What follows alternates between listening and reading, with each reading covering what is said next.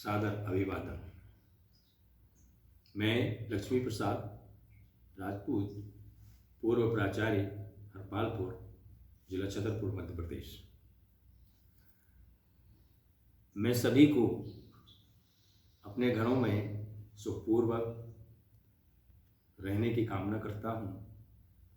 सभी जो है कोरोना की मास्क और सोशल डिस्टेंसिंग का पालन कर रहे होंगे आप लोग और घरों में सुरक्षित होंगे। जैसा कि आप लोगों को विदित है कि 5 राज्यों की चुनाव परिणाम आज घोषित होने वाले हैं। साथ ही आज ही उत्तर प्रदेश की ग्राम पंचायत, जिला पंचायत आदि का चुनाव भी घोषित होने वाला है परिणाम। मैं चुनाव का इसलिए जिक्र करता हूँ क्योंकि 2017 में मैं भी विधायकी का चुनाव लड़ा था। अब आप लोगों को बड़ा आश्चर्य होगा कि एक अकेला व्यक्ति कोई कैसे चुनाव लड़ सकता है। न कभी बच्चों का साथ लिया, न परिवार का, न मित्रों का, और चुनाव लड़ गया। उस चुनाव के एक पर्चे में मैंने संकेत दिया था कि मोदी जी के 3 इंडिया है: स्किल इंडिया, मुश्किल इंडिया और किल इंडिया। जब भी मैं जाता था क्षेत्र पर तो लोग बाग पूछते थे कि भाई इनका मतलब क्या है, तो मैं उन्हें समझाता था कि स्किल इंडिया वो है जो 100 स्मार्ट सिटी बनाई जाएंगी मोदी जी के द्वारा। उसमें बड़े बड़े उद्योगपति, बड़े बड़े राजनेता और बड़े बड़े अधिकारी लोग रह सकेंगे वहाँ पर। मुश्किल इंडिया मध्यम वर्ग के लिए है, क्योंकि मध्यम वर्ग को न नौकरी मिलेगी, मध्यम वर्ग मजदूरी भी नहीं कर सकता है।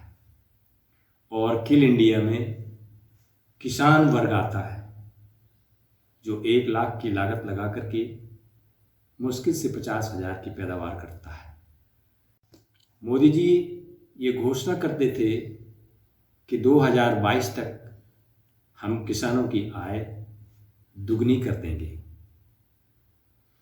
तो मैं कितनी आसानी से आप लोगों को ये समझाना चाहता हूँ कि अगर इसी रफ्तार से किसान या कोरोना के मरीज मरते रहे तो जनसंख्या तो वैसे ही आधी रह जाएगी। तो वो जो आय है वो ऑटोमेटिक दुगनी हो जाएगी। इसके लिए कोई उनको करने की ज़रूरत ही नहीं है। जिस प्रकार से 1947 में भारतवर्ष स्वतंत्र हुआ था, उस स्वतंत्रता की प्राप्ति के पश्चात जब उन्होंने देखा कि हम लोग स्वतंत्र हुए हैं, बड़े जश्न मनाया करते थे लोग। इन जश्नों को देख करके मुर्गियां भी कभी कभी उत्साहित होती थी कि हमको भी आज़ादी चाहिए।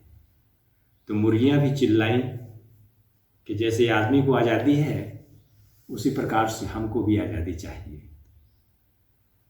होटल का मालिक कहता है, हाँ भाई, तुम्हें भी आज़ादी है। आप लोग बता सकते हैं कि आपको कौन से मसाले में तला जाए। तो मुर्गियों की आज़ादी केवल इतनी होती है कि उनको किस मसाले में तला जाए। तो आप समझ गए होंगे कि ये भारत की जनता मुर्गी से ज़्यादा कुछ नहीं है। किसके में? मोदी के मसाले में तला जाए इसको,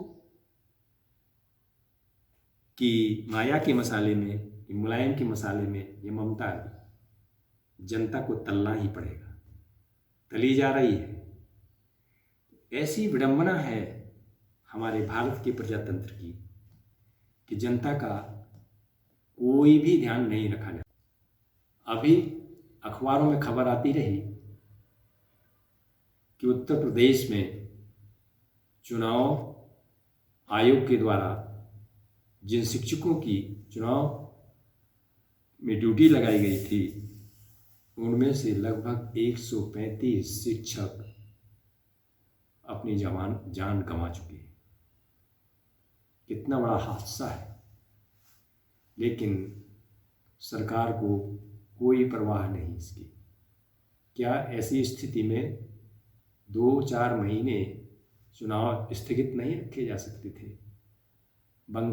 पश्चिमी बंगाल के चुनाव में कितनी रैलियां, कितनी भीड़, कोई सोशल डिस्टेंसिंग नहीं, कोई मास्क का या किसी भी प्रकार के कोरोना से निपटने के लिए नियमों का पालन, सब कुछ की जनता को बीमारी के दलदल में धकेल दिया।